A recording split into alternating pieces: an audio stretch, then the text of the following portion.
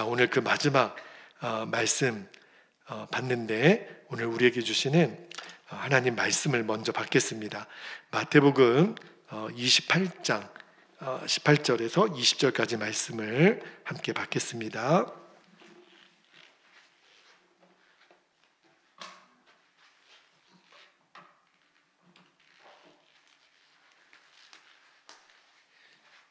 지상대의 명령이라고 하는 너무너무 유명한 말씀이죠. 18절에서 20절까지 말씀을 우리가 다 함께 합독하여 같이 읽겠습니다. 시작. 예수께서 나와 말씀하여 이르시되 하늘과 땅의 모든 권세를 내게 주셨으니 그러므로 너희는 가서 모든 민족을 제자로 삼아 아버지와 아들과 성령의 이름으로 세례를 베풀고 내가 너희에게 분부한 모든 것을 가르쳐 지키게 하라. 볼지어다 내가 세상 끝날까지 너희와 항상 함께 있으리라 하시니라. 아멘. 하나님 말씀입니다. 자, 오늘 하나님을 기쁘시게 하는 삶의 마지막 메시지입니다. 너무 간단하죠? 전도의 삶인데 우리가 그동안 여러 주제를 가지고 어떻게 하면 하나님을 기쁘시게 할까? 여러분 그 고민을 가지고 살면 하나님이 반드시 우리 안에 하나님을 기쁘시게 할 그 명령을 주세요. 그리고 우리는 그것에 하나하나 순종하면 됩니다. 눈에 보이는 어떤 율법적인 요소가 아니에요. 우리는 그동안 내가 열심히 예배 참석하고 헌금도 하고 봉사도 많이 하고 이러면 하나님이 기쁘실 줄 알았는데 그거는 바리새인들도 그렇게 생각을 했었던 거거든요. 하나님은 전혀 그런 눈에 보이는 그것이 의미가 없다라는 것은 아니에요. 그러나 정말 우리가 아버지의 마음을 아는 것, 우리가 그동안 12번 오는 동안 말씀을 나눴는데 오늘 그 마지막 결정판입니다. 하나님이 제일 기뻐하시는 거 그게 뭐냐면 전도의 삶이에요. 쉽게 말하면 복음을 전하고 제자를 삼는 거죠. 하나님이 제가 이제 익산에 내려와서 제일 먼저 했던 일 중에 하나가 예배를 회복하고 우리 교회가 기도를 회복하게 하는 일이었어요. 근데 그때까지만 해도 이렇게 나가서 전도하는 일을 잠깐 홀딩하고 이제 어느 순간에 하나님이 이제 사역을 시작할 수 있는 사인을 주셔서 그때부터 우리 교회도 열심히 나름대로는 전도를 했습니다. 마침 2년 전에 전도 컨퍼런스가 있어서 또 우리 교회 저와 여러분이 열심히 또 전도해서 하나님이 우리 주차장에 있는 또 승합차도 대상을 받게 하시는 영광도 누렸는데 근데 제 마음에 그럼에도 불구하고 좀 답답한 마음이 계속 됐어요. 열심히 전도했는데 열매가 잘 맺어지지가 않는 겁니다. 그러니까 우리 교회를 한 번이라도 다녀가신 분들도 꽤 되세요. 그런데 정말 1년에 당회를 할 때 보면 입교인 명부 정리할 때 우리 교회 성도님이라고 명단을 정리할 때 참 제가 민망할 정도로 인원이 잘 늘지가 않는 거예요. 하나님 어떻게 하면 됩니까? 왜 이렇게 성도님들이 늘지 않습니까? 그래서 주님이 너는 왜 사람들이 오기만을 기다리느냐? 그런 마음을 주세요. 왜 사람들이 왜 안 오느냐고 묻지 말고 나는 왜 전도를 안 하는가? 그게 사실은 또 질문의 핵심이라는 마음을 주세요. 하나님 전도하는데요.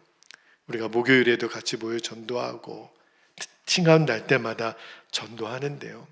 근데 아직 제 마음에 주님이 너희 베들교회는 정말 전도하는 교회다 라고 인정을 아직 못 해주신다는 마음이 들었어요. 뭐 저부터도 마찬가지죠. 그러니까 저와 여러분이 이제 오늘 마지막 하나님이 기뻐하시는 말씀을 들으면서 이렇게 결단했으면 좋겠어요.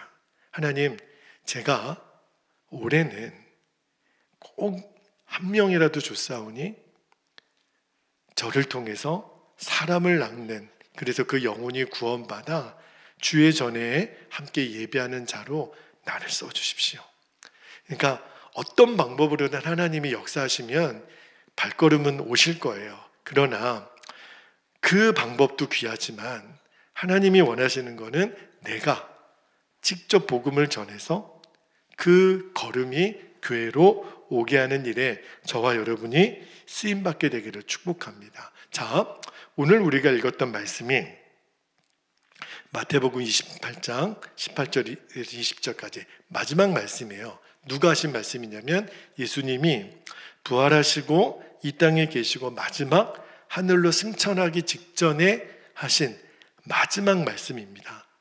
여러분, 사람도 인생에서 제일 중요한 말을 언제 할까요? 죽기 전에 합니다. 그걸 가리켜서 유언이라고 그러죠. 여러분, 유언할 때 농담 못합니다.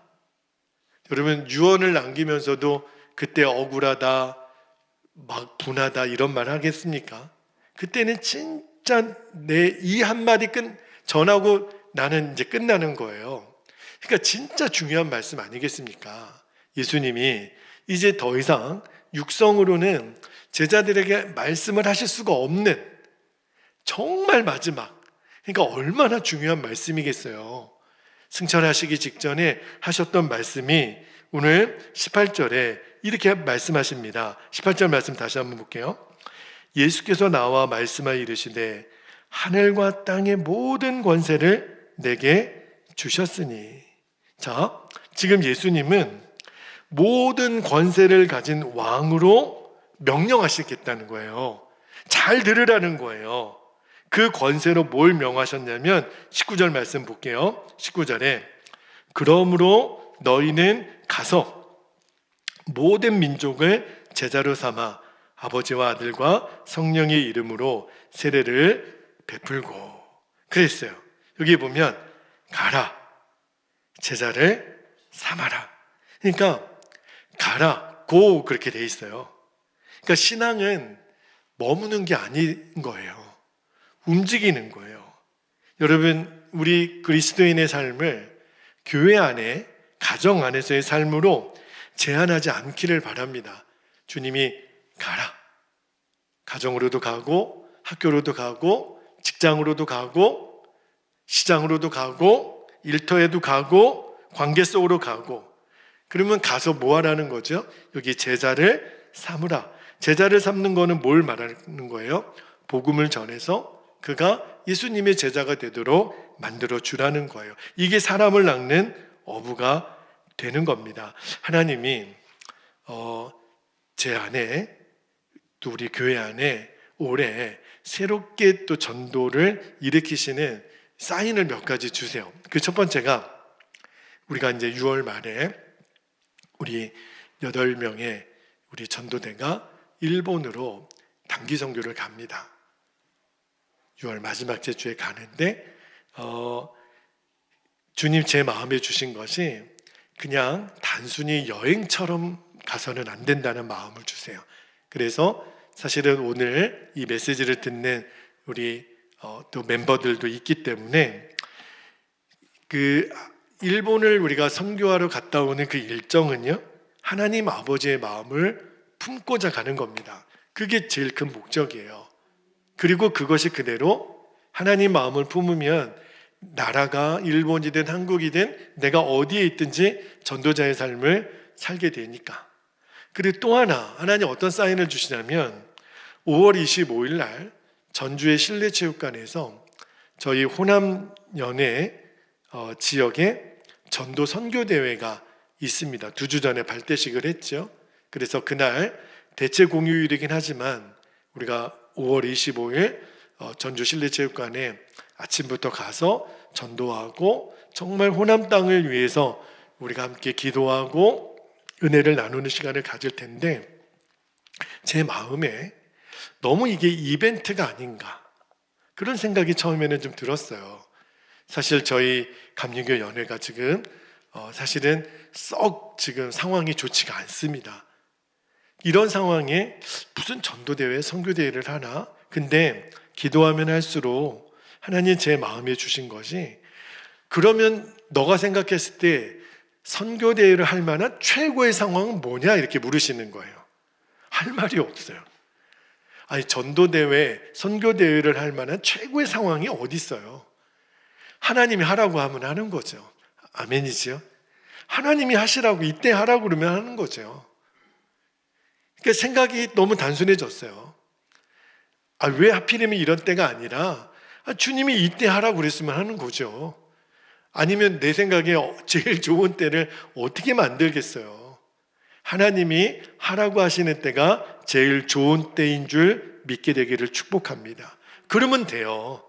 그래서 하나님이 내일부터 이제 카운트다운이 마이너스 30으로 들어갑니다. 기도 제목을 오늘 정리를 해봤어요.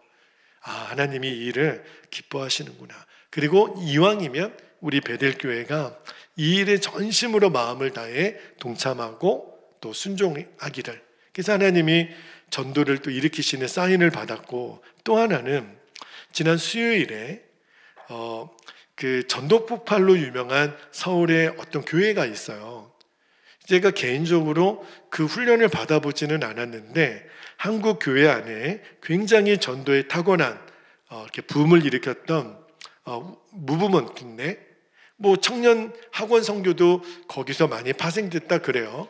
근데 그 전도 폭발의 전국의 권역에 에베네셀이라고 하는 팀의 이름으로 조직이 세워지는데, 올해 그 중앙에서 익산에도 그 에베네셀 전도팀이 세워지면 좋겠다, 이렇게 이제 마음을 주셔서 우리 고영교회 박인기 목사님 중심으로 익산의 초교파로 정말 전도하기를 원하는 그런 사람들이 14교회가 모였어요.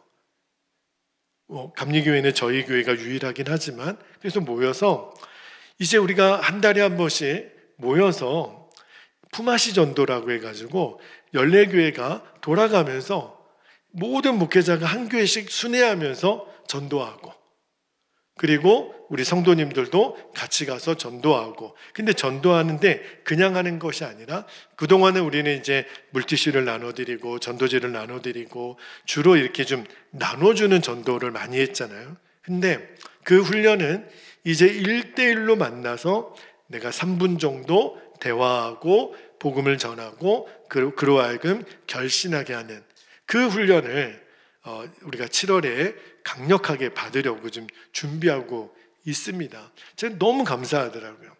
그냥 가만히 있으면 우리가 전도를 잘 안 하게 되니까 하나님이 계속 우리 교회 안에 이렇게 해서라도 전도를 일으켜내시는구나.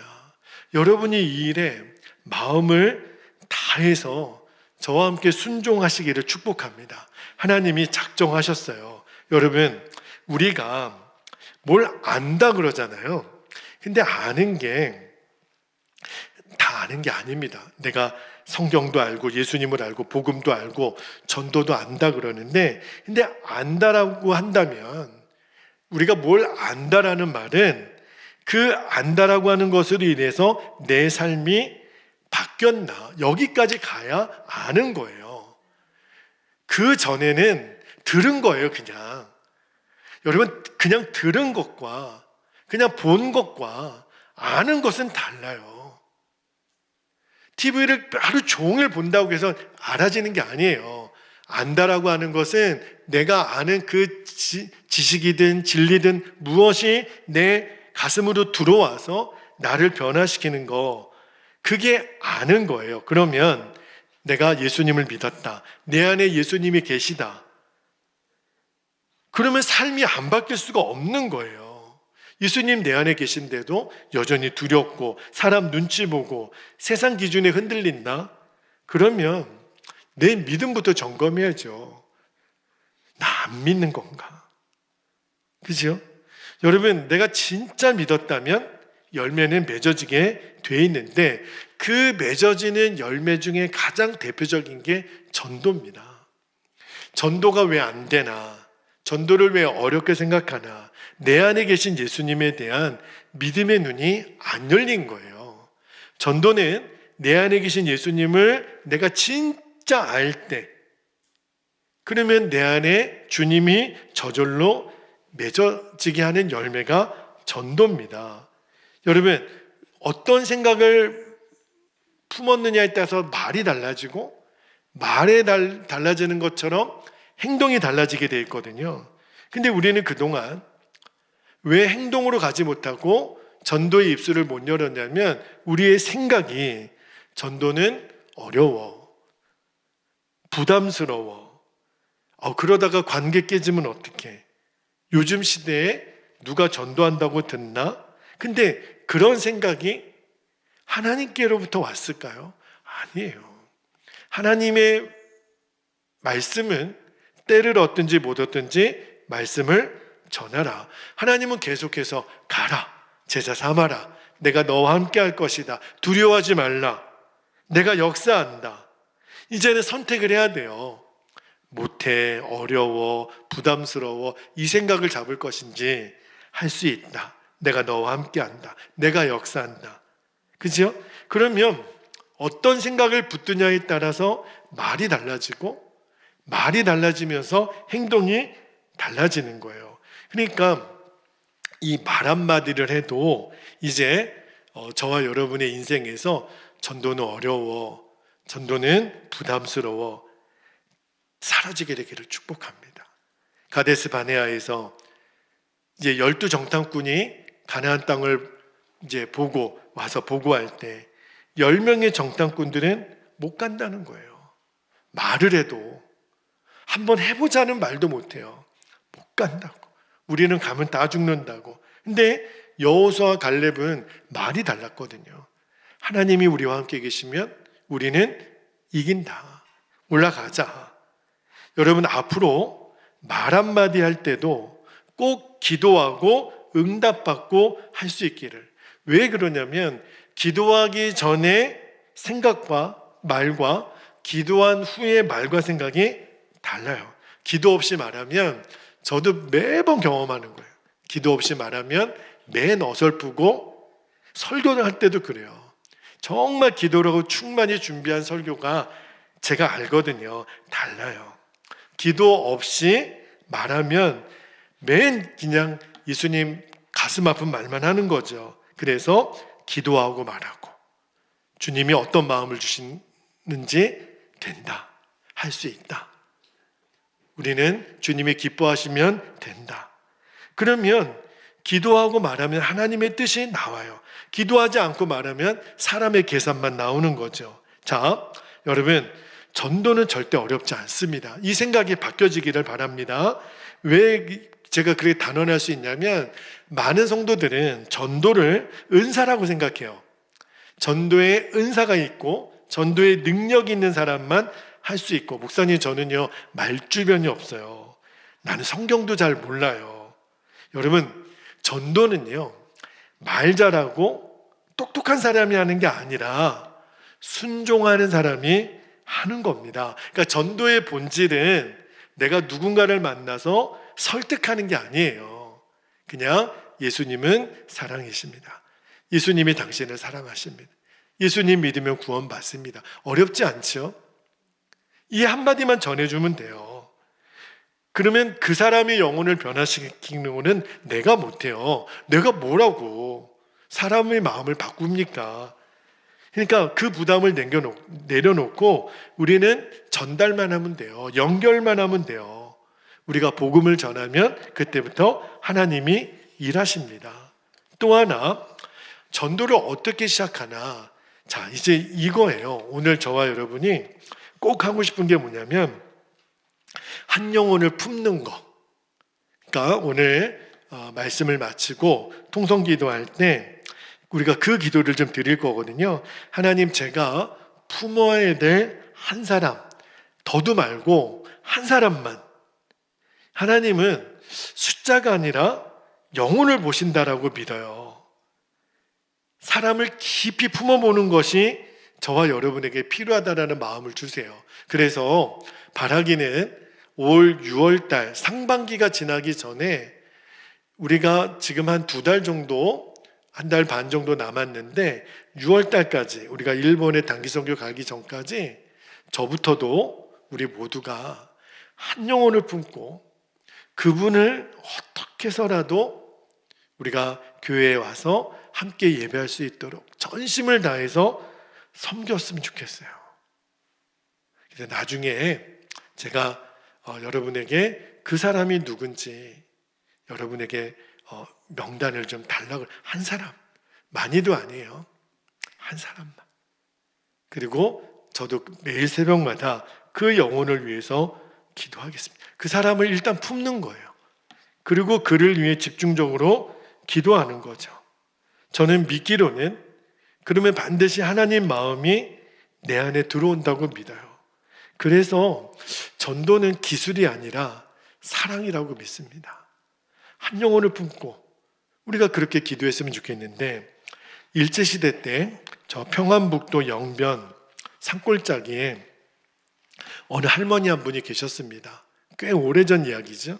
근데 그 미국에서 온 선교사님이 처음에 우리나라의 복음이 저기 평양, 저 북한 땅에서부터 먼저 시작이 됐거든요. 선교사님들이 원산 이렇게 들어오셨으니까. 그런데 그 영변에 사시는 어떤 할머니에게 선교사님이 전도지를 주고 예수님을 전했는데 무슨 영어를 알아들었겠어요. 그냥 그 전도지, 번역된 한국어 전도지 보고 할머니 마음에 교회 한번 가볼까? 이런 마음이 들었어요. 그래서 교회에 가가지고 예수님을 믿게 됩니다. 여러분, 작은 일이잖아요.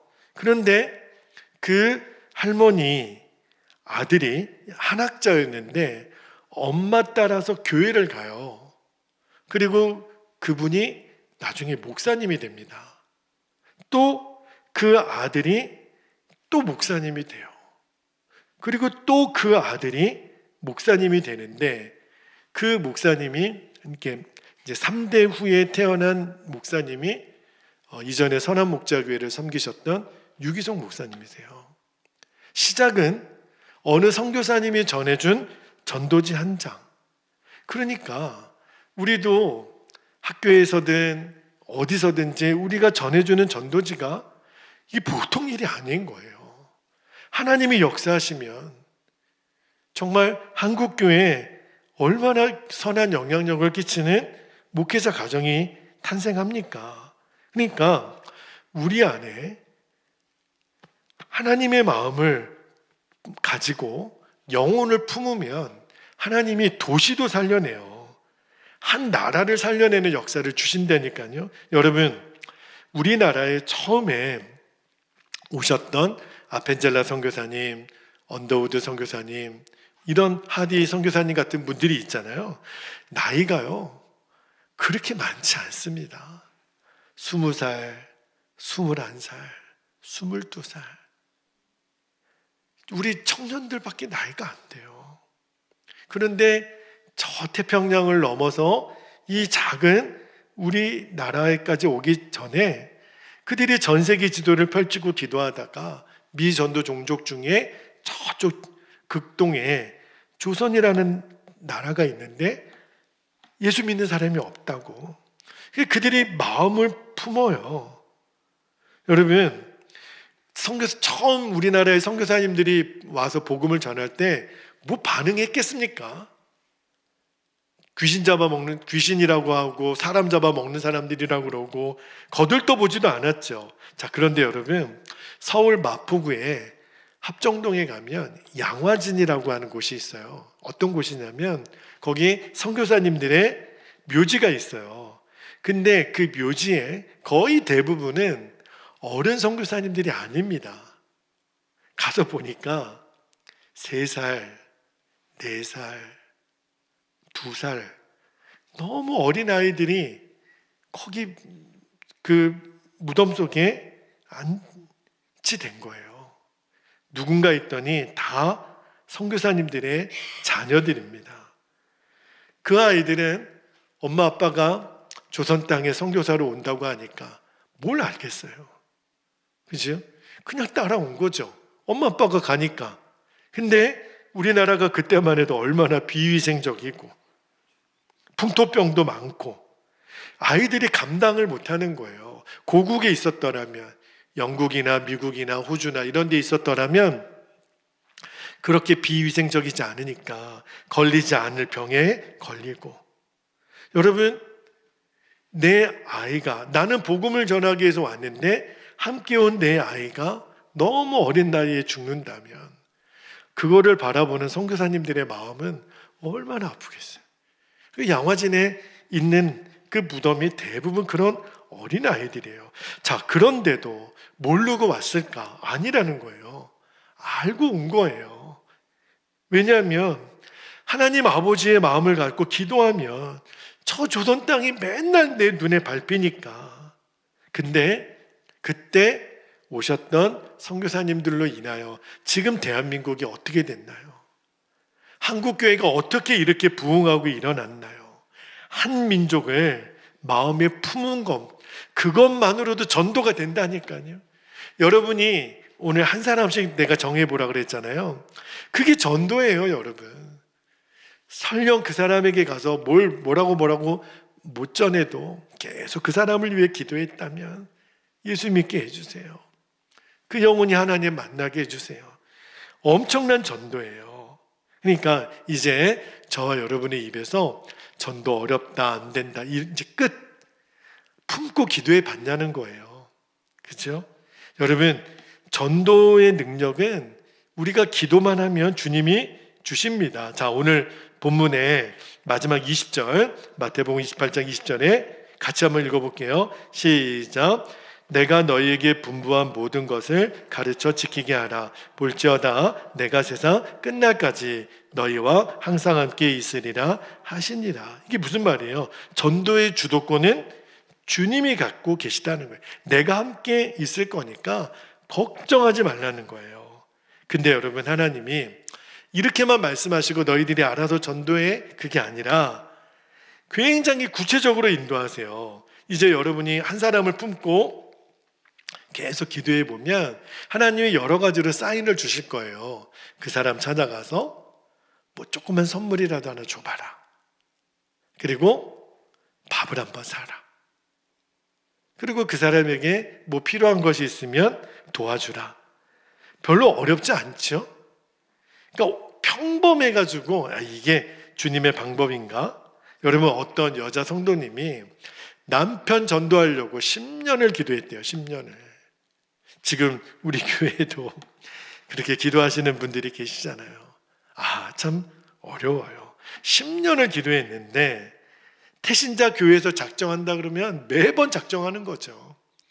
그래서 온 교회 성도님이 누구 집 남편 전도하게 해달라고 다 알아요. 다. 철야도 많이 하고 산기도도 갔다 오고 금식도 해보고, 하여튼간 이 여자 성도님 마음에 남편이 예수 믿을 수 있다면 주님 제 목숨이라도 가져가세요. 그렇게 기도를 했는데 10년 동안 아무런 열매가 없더라는 거예요. 근데 어느 날 기도 중에 주님이 어떤 마음을 주셨냐면, 너 기도만 하지 말고 내가 너희에게 주는 음성, 그 지시에 순종했으면 좋겠다. 그런 마음을 주시더래요. 그래서 주님 어떻게 순종할까요? 가르쳐 주세요.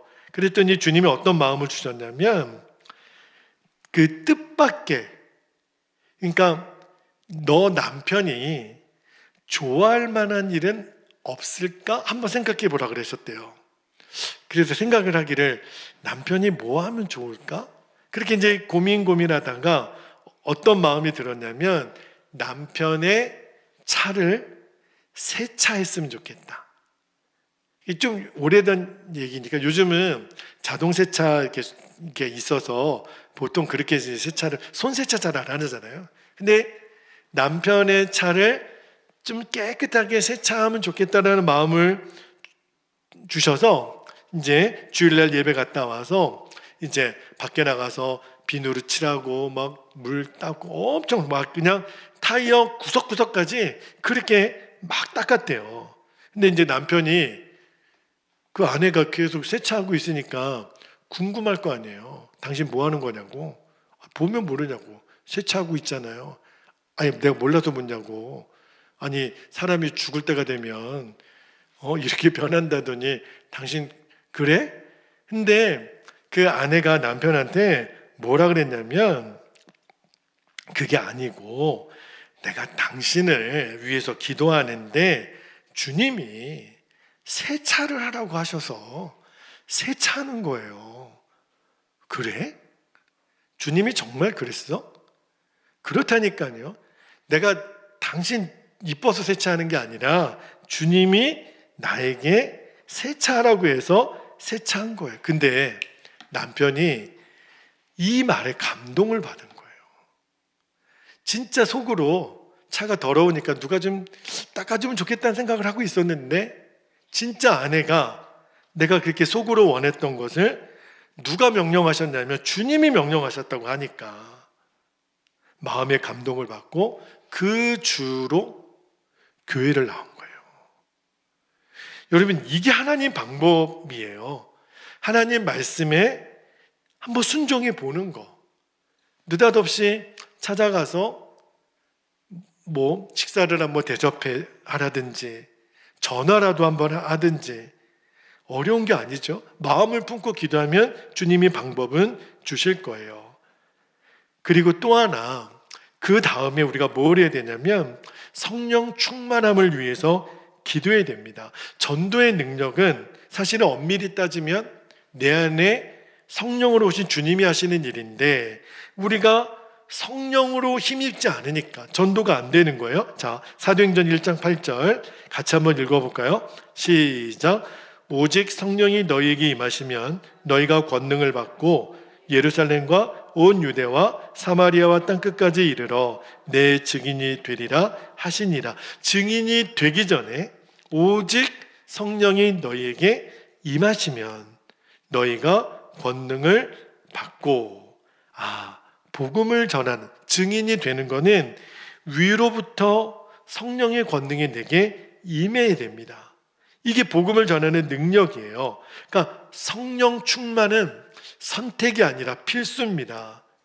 그리고 내 매일매일의 상태가 되어야 돼요. 여러분, 가끔 가다가 우리 학생들도 교수님 찾으러 갈 때 교수님 방에 회의 중, 강의 중, 외출 중 이런 표현이 있죠.